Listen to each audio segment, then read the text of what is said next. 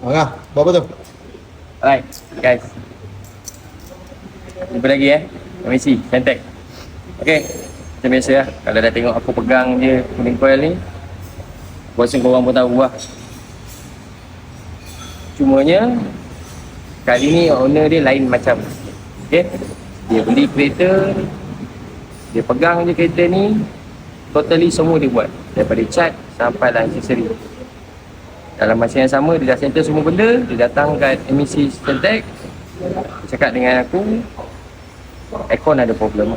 Okay, baru 2 bulan baru 2 bulan tukar kompresor, buang RM750. Sebab apa aku cakap buang? Sebab yang lama aku tak payah mention lah, mana-mana tempat aku tak payah mention. Sistem hitam.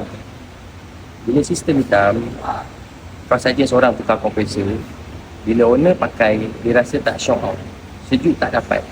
Dia datang kat aku, bila aku check sistem hitam, nasib baiklah macam aku cakap lah, owner memang steady.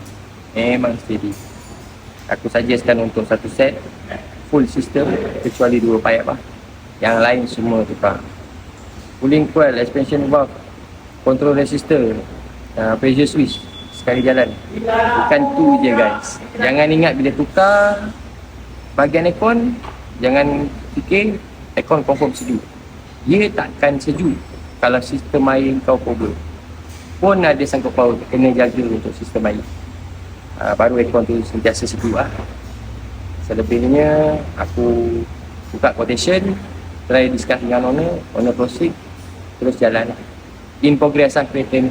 Right, apa-apa masalah bahagian kereta, wiring ke, aircon ke, air coolant ke, tak kisah, datang kita check dulu mana yang kita boleh buat, mana yang kita boleh tolong, kita akan remind. Mana yang tak boleh, kita akan remind juga. Alright, jumpa aku Sentec. Okay, jumpa lagi.